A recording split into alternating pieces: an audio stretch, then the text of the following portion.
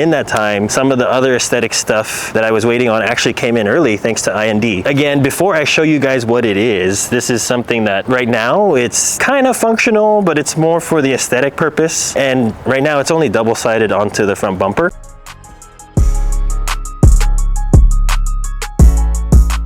For real though, were there any rock chips from Saturday? Oh yeah, there's a big ass one right here. Where? Right here. No.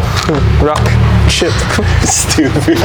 We got the car on Wednesday, put some mods on it Thursday. Leo put the cage in Friday night, and then we drove to the track Saturday morning at like 5 a.m. And then all we had, thanks to Jarrell and the Third Pedal Co. guys, Chris and Krista, luckily they had enough track armor tape to just temporarily tape up the front bumper. We ran out, so not all of it was fully covered, but you know, when in Rome, you gotta do as the Romans do at the track and go fast. I honestly didn't mind if it was gonna be on the hood because we are going to be changing the hood to something very cool. I just don't want the bumper to get messed up. But yeah, anyway, now, what is it, Tuesday? It's Tuesday, 3 days after the track. Auto Technic was kind enough to send us some goodies. We're going to be putting on the motorsport style front grille. Got the carbon brake ducting to get rid of this ugly hexagon shaped grills in the front bumper, and then their very aggressive Veris front splitter. So yeah, I mean, we're trying to make this, obviously the TD4 stands for Track Day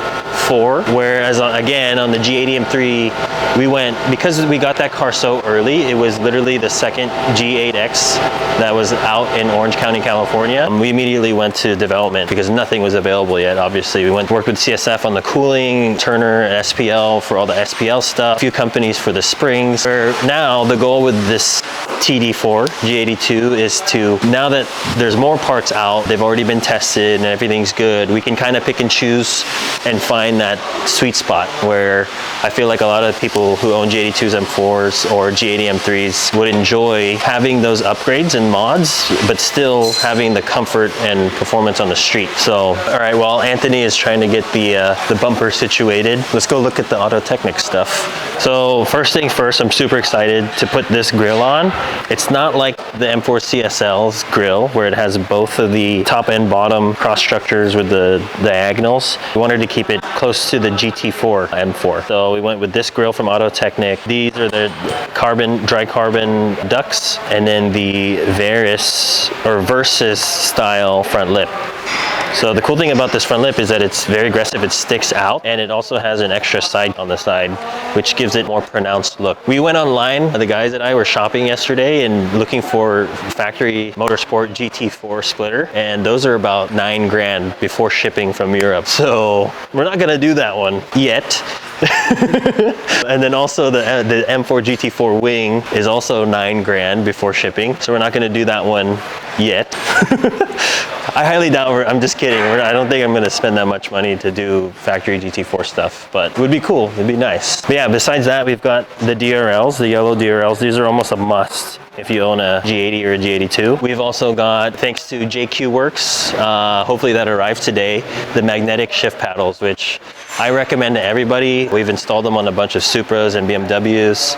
Anthony has them on his personal car. The magnetic shifting is something you can enjoy every day, and it's right at your fingertips and you feel it. Yeah, you feel it. But yeah, you guys might be wondering, hey, why aren't you doing anything for power or cooling yet? So again, we like the way we build our cars is test them from the baseline. Obviously these carbon parts aren't going to make that much of a difference on track or the way that it performs. They're obviously more for looks. So till we get across all the tracks that we have data from, like we were talking about in the first episode, Streets of Willow, Buttonwillow, Chuckwalla, we're going to keep the car as stock as possible. Stock tire setups, stock springs, stock arms, stock suspension, stock brakes, and full interior. Obviously, I'm not going to touch this interior because I've been wanting this Kailami orange forever, and it's never going to leave the car. But yeah, that's why we're not doing anything power or drivetrain wise right now, because not only do we want to test the baselines across those tracks on this setup, we also want to test the cooling and see how much it puts up with the cooling. Right now it's the end of March, so it is going to heat up a little bit by the time we get to the next event in April or May. We'll see if the stock cooling can hold up, us driving the car flat out at 100%, seeing how fast we could do. At Buttonwillow in the G80, we did a 155 in fully stock form. So hopefully with the xDrive, this can go a little bit faster. It'll be weird and we'll have to figure out why if we don't do that, so stay tuned. If you put the DRLs in right now, they'll be dry by the time you finish. Super cool. Yeah. What's crazy is like how good the clips are. Yeah, like it's literally like, perfect. that's why. And the pressure on the clips, the placement of them. Shout out Auto Technic. Yeah, that's crazy actually how perfect those fit. If either Nick or James. TR10, so don't mention that. That sounds so nice, dude.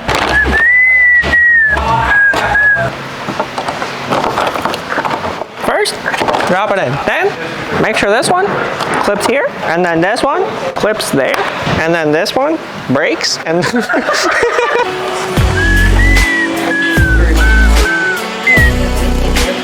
no, your side plugs in. The split. Yeah.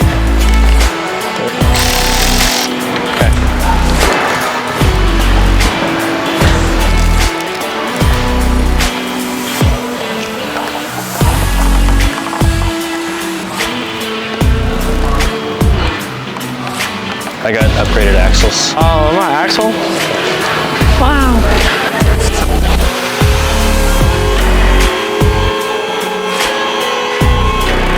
I'm like, but what did they have it for a year for?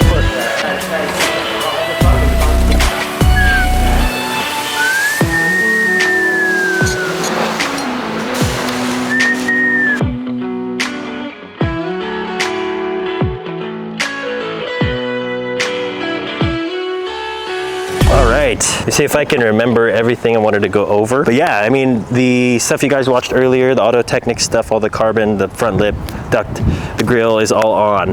But there's been some time since we recorded that and put it on the car. And in that time, some of the other aesthetic stuff that I was waiting on actually came in early. Again, before I show you guys what it is, this is something that right now it's kind of functional, but it's more for the aesthetic purpose. And right now it's only double-sided onto the front bumper because I'm not sure if we're gonna keep it on. But these are super expensive. So the guys were like, are you sure that it's gonna hold with double side? But yeah, they're the BMW factory motorsport canards. So they're supposed to be riveted on. Right now they're double-sided because I'm not sure if it fits what we wanna do with the car. But for me, I like them. I like the way it flows with everything else on the car. They're not carbon fiber, which doesn't match all the Auto Technic stuff that we just put on. Let us know in the comments if you guys like this style, if you like them on the car. Check them out.